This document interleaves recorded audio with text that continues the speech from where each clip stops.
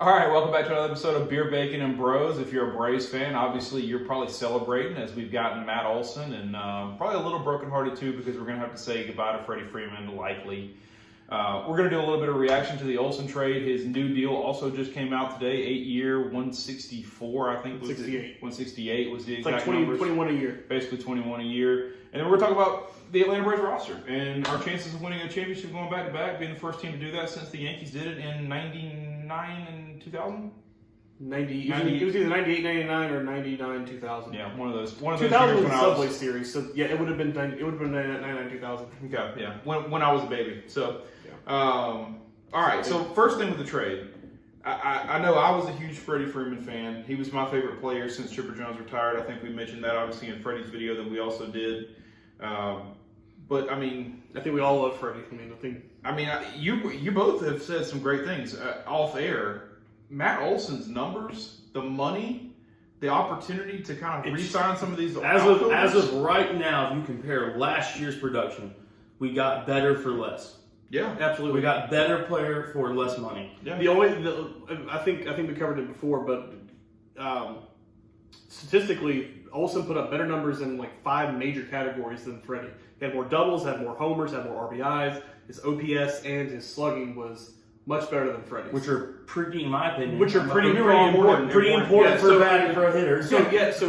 So Freddie did hit 300. Olson, I think, only hit like 270, 271, somewhere in that range.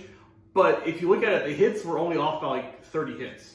Freddie only had about 30 hits more than Matt Olson did last year. Which that could be a factor of facing different pitching talent, to different Right. stadiums Well, you're playing in. and you're also there's so many looking different factors where you can say you hit 30 less hits than this guy. There's so much other things. That Right. can Well, affect that, and you're looking at it as a perspective of you're going from the American League, which predominantly has better pitching, Yeah. and now you're coming to the National League that doesn't have as strong a pitching as the American League does. You're going to face, maybe like one really good ace a weekend. You're not going to have You're not gonna 3 see him- solid arms Right. all weekend. Right. I don't think that Matt is anywhere close to the same hitter for average as Freddie Freeman. He's not going to hit 300, no. And I'll say he's a 252 career hitter. And so, I mean, I'm not expecting him to do that. I'm expecting him to produce the same amount of bombs as Freddie Freeman and the same amount of defense, which Matt Olson is actually regarded as A very good possibly defensive player. a better defender at first base than Freddie Freeman was. And so if he can come in and kind of carry that spot in the lineup where he's going to be able to produce some bombs and produce some runs, he's going to hit in a better stadium. Oakland is a sucky-ass It's a stadium. hard to hit stadium, in. yeah. And so I'm really interested to see him in Truist Park, which is a left-handed favorite It's a park. left-handed park, yep. And so he's going to have a chance. A guy that hit 39 bombs last year maybe can come over here and hit 45 or more this year. I mean, that'd be great for Atlanta. So And if you think about it, he's about the same size as Freddie. he's 27, about to turn 28. He's next 4 year. years younger than Freddie. Yep. But he's also, it's the same hitting style. It's basically, they're both lefties, but he still has that same mentality at the plate. Yeah. He doesn't strike out. He strikes out. He doesn't strike out that much. Yeah. Freddie, as his career got moving forward, he struck out more. Yeah. Matt doesn't walk as much as Freddie does.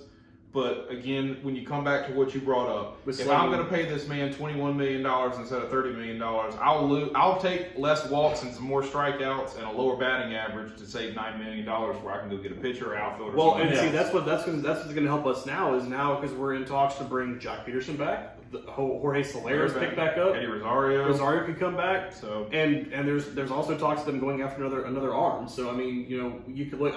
Outside of Colin McHugh, who we also signed today. Yes, I think that's going to be a big factor. Is that $9 million? I'm going to be very interested to see what AA does with that $9 million. And it's moving forward too. It's not just like we saved this $9 year. million. Yeah, it was $9 million a year. Right. So yeah. And then you restructure some contracts. You can bring in more players. Yeah. To get this contract done, where we have him basically until he's 35, and we have the club option if we want to bring him back for a 36 year.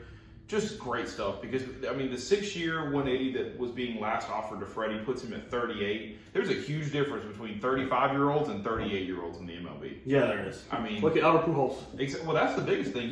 The Freddie Freeman situation is a lot like Albert Pujols, where Cardinals said we're gonna bet on you to decline at 31 going on and go somewhere else get your money, do your thing, which he did, and maybe that's kind of how Atlanta. But then they re-signed him for 10 years. Yeah. So yeah. So it's going to be. I think The interesting thing too that we're going to see coming into play with this is getting cheaper and moving money around, getting free money, is because there is that looming monster that the Braves are going to have to face. Is if Acuna comes back extremely healthy this year and just it's like he never missed a step, eventually that kid's going to have to get a bunch of money. And if you have a bunch of money tied up with Freddie, does he have an opt out? No. But if you have a bunch of money tied up with Freddie Freeman, then you just kind of shot yourself in the foot for the future Acuna negotiations. I know you and I have argued about that heavily. I've argued that was one of the biggest things that turned me away from re-signing Freddie was the fact that you're going to have to pay Ian Anderson, Max Fried, Mike Soroka, Ozzie Albies, Austin Riley, and Ronald Acuna Jr.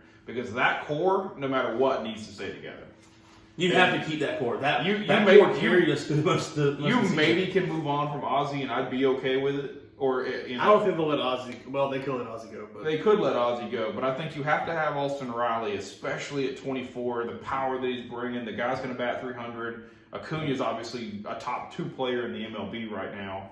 He's hurt. He's still a top 2 player. Yeah. As soon as he comes back healthy, he's a top 2 player. So I think right now, from what they have, it's 2025 is the year that Ozzie and Acuna will have to kind of restructure their deals. That's where. But see, they're also already under such a club friendly contract. Yeah. No, listen, Matt Olson, Ozzie Albies, and Ronald Acuna Jr. They're all under make up $39 million. But produce a lot for that amount of money. The Mets just paid $43 million to have Max Scherzer's old ass. We get Ozzie, Acuna, and Matt Olson next year for $39 million. Yeah. So it's a steal. And Austin Riley's still in his first contract, isn't he? He's in a rookie deal. Yeah, still in his rookie deal. So, and he's actually eligible for arbitration if he'd like to do it, but I think actually he's getting paid like $5 or $6 million. Man, I know we're talking about the future and all this stuff. I don't want to get a little sidetracked, but that Austin Riley is now my favorite player just for the pure fact that we called him up last year, not this past season, but the season before. 2 seasons ago, the pre-championship season. Remember that? Yeah. We picked him up and he had like 18 bombs in like 30 games. Yeah, he was like, just he said, crushing the balls, and everybody was just like, what do we do? Is this kid? Right. Yeah. And then they quickly realized he couldn't hit the curveball and breaking ball, so it just went downhill and they sent him back down, but then he's battled his way back up and is now a consistent hitter and is producing at the plate for us that, like you said, we've got to make sure we keep this kid. Yeah. I'm cool with the Matt Olson deal. I think it's great. I watched the press conference today. I don't know if y'all seen any of the highlights from the press conference. I haven't had a chance to watch it. I have not. Matt Olson has me excited. Matt, the smile on this dude's face, how excited he is to be an Atlanta Brave. He's from Atlanta. Like he said, being traded here was one thing. It's kind of crazy that, being born and raised in the Georgia area, he committed to go to Vanderbilt Bisbee Swansea did. They were going to be roommates. Yeah. They were going to be roommates at Vanderbilt. What a team that would have been. But, and Dansby, grew up within throwing distance of Turner Field. Yeah. So now you've got 2 locally grown kids that have gone through the same kind of walk in life, and now they're playing together. Yeah.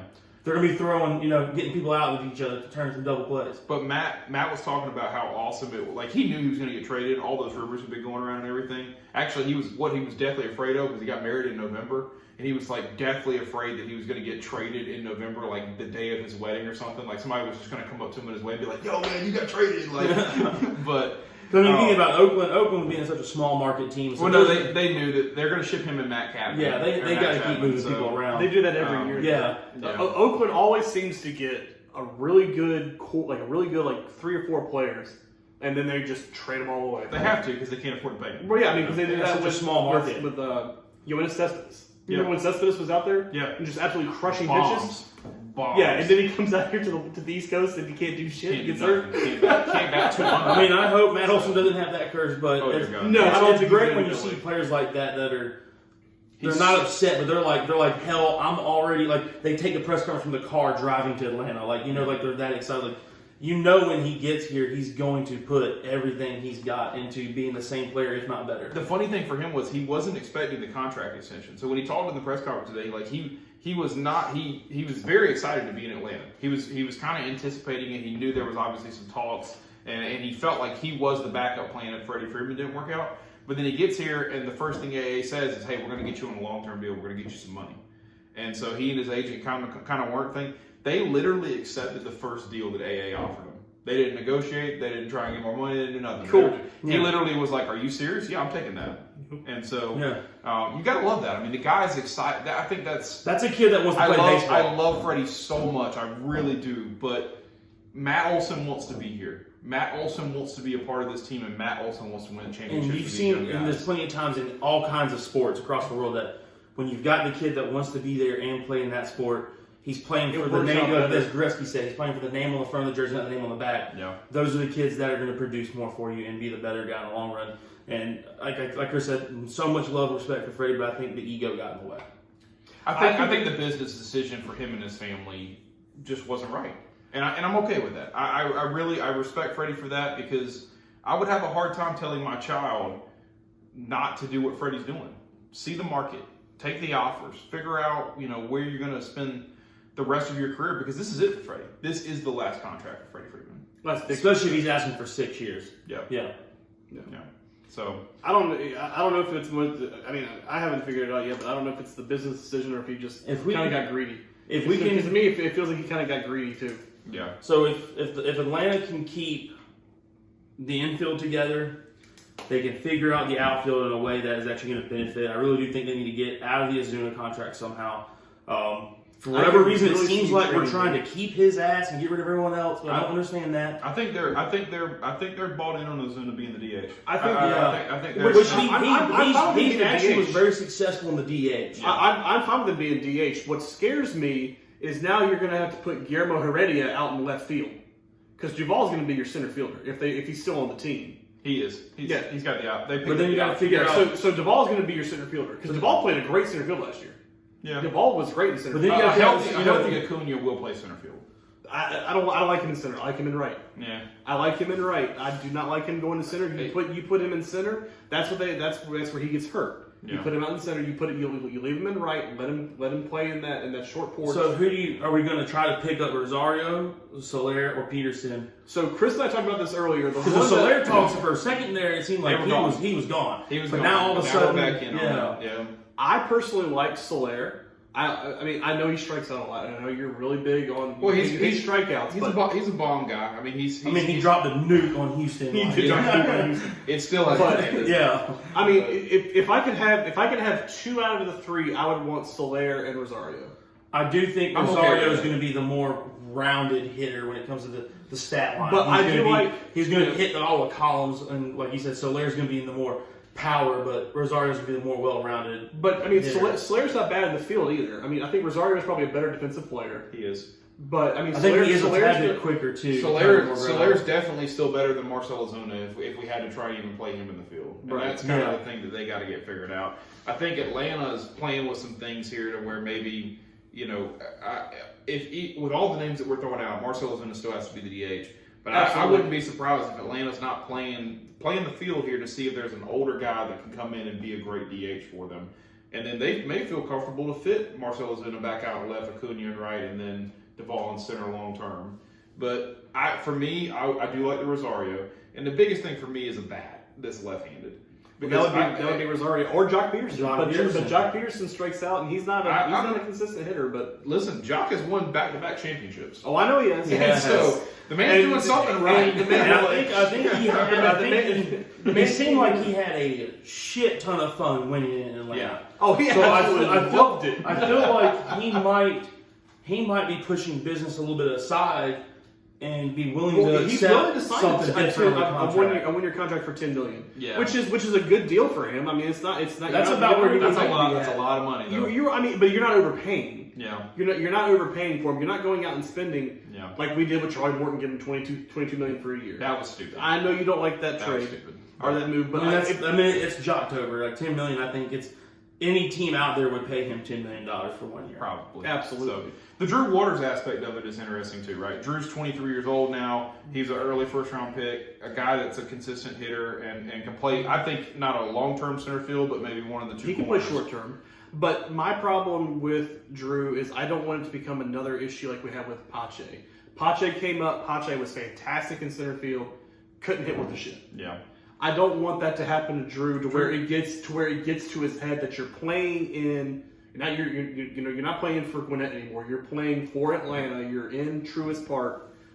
Helping us defend the World Series. Right. So I don't want it to be too much. I don't want him to come up and it Just be overwhelm too much him. on his shoulders to be like, shit. What do I got to do to be here? You know what I mean? Yeah. I think the cool thing that I'd love to see that I kind of saw some whispers this afternoon about, because Atlanta has basically, people that have been doing the numbers, we don't have a definite answer, I want to be clear about this, but people that have been doing the numbers think that Atlanta has somewhere between 20 and 25 more $1 million to play with, even after the Colin McHugh signing today. Which if you give 10 to Jock, that's almost half of that tied up. Yeah, and then you could probably give another 10 to Rosario, and then maybe you fit somewhere in a pitching, right? Or do they swing big, pay 18 to 20 maybe to get Nick Castellanos, who can go back to playing right field, and holy shit, what a bat to add. Mr. Double himself. Mr. Doubles himself. I mean, the guy was a 300-plus hitter in Cincinnati. I mean, I would honestly Just literally tell the 4 outfielders that are in limbo to take a walk, and we go and pick up one single guy. Yeah. I mean, that's kind of the tough thing. I would rather see the depth. I would rather see a Soler and a Rosario, or a Rosario and a Jock, because I think it gives you depth, it gives you rotation, and we need left-handed. You can keep trading those guys out and keep them fresh, and you can keep them fresh too throughout the year. You got to have left-handed bats somewhere, right? Well, Olson can't be the only damn left-handed You hitter. got Ozzie who hits lefty all the time. He sucks left-handed. He doesn't suck left-handed. He doesn't have the power left-handed that he does right-handed. Yeah, he's clearly a better right-handed bat than he is left-handed bat. For power, yes. Because you start talking about this lineup, and all of a sudden we have, Travis d'Arnaud, Austin Riley, Dansby Swanson, Ozzie obviously can switch hit, Ronald Acuna Jr., Adam Duvall, Marcell Ozuna. All these guys are right-handed, right? And so you don't want to run into a big, staff of right-handers in the playoffs, and you fucking get shredded by a bunch of sliders. So, but yeah, I mean, some interesting things. I think Atlanta is still 1 to 2 outfielders and a pitcher away from me looking at this lineup and going, yep, we can win a championship again. So the last thing that I was also seeing too was they could go after and go get a Soler or a combo of one of the two, and then potentially even bring in. There's talks about bringing in Zach Greinke on a 1 year deal. Be interesting. Which I wouldn't mind Zach Greinke in a 1 year deal if you can get him for the right price. I'm not going to go out and pay him $22 million like we did Charlie Morton, because I don't think it's worth it. 39-year-old Charlie Morton, baby. Dude's doing something right. I mean, he was great at the end of the year last year. Yeah, he was good until he took one off. Well, shit, he took one off the leg and still pitched 18 pitches. It struck out 3 people. A lot of heart, yeah. yeah. I mean, it's. I'm really excited for it because he'll get back. He's going. It's really exciting for me because I do think the Braves are in the perfect position to make another deep October run. Yeah, they can very easily work this to where they're the last year's post All-Star break team again. Yeah. Well, you didn't lose any pitching. No, for the most part. I mean, there's a couple people that walked, like Jesse Chavez. But most of the core. Chris Martin just left today, so I mean, he wasn't that great. Yeah. I mean, but the main guys that carried us through all that. You kept AJ Minter. You kept Tyler Nutsack. You kept Will Smith. You got Tukey's still out there. Luke Jackson. I like Tucker Davidson. And I think Luke Jackson, he got a lot of crap against the Dodgers, but I think after he did what he did against the Astros, I think he truly showed he was like, whatever reason, the Dodgers just have his number. Because he can't pitch against the Dodgers. He can pitch against everybody else. Immediately when they put him back out against the Astros, I remember like all of us at my house and then like Twitter itself just blew up and was like, the Braves just lost this game. And then he went out there and was lights out, and everybody was like, that dude just literally gets the yips when he gets on the mound out there against the Dodgers. So I think he's going to be a great guy going to this year. We've got to keep the main core of that, the bullpen and the starting rotation. Well, but adding Colin McHugh, and we picked up Kirby Yates, who was a 40 save guy 2 years ago. Yep. Yeah, I mean go with Will Smith. Go with Will Smith and Tyler Matzik. Yeah, I mean Tyler Matzik was lights out in the postseason. Yeah. I'm not putting. This is just a personal opinion. I'm not putting my money down that Tyler is going to be as good this year as he was last year. I mean, I feel like that was just a really good run in the postseason. I think he's still gonna produce. He might not have as good of numbers, but I think he's still gonna produce. Yeah. So, all right. Any final thoughts? I think the Braves will be back in the World Series this year. Okay. Let's go for it. Let's do it. All right. Way too early. Yeah, way too early. We'll be in the World Series. Yeah. Calling it. All right. Let us know in the comments what you think about the Matt Olson trade and, where you think the Braves are going to finish this year and their chances of repeating in the World Series. And as always, make sure you like, comment, subscribe.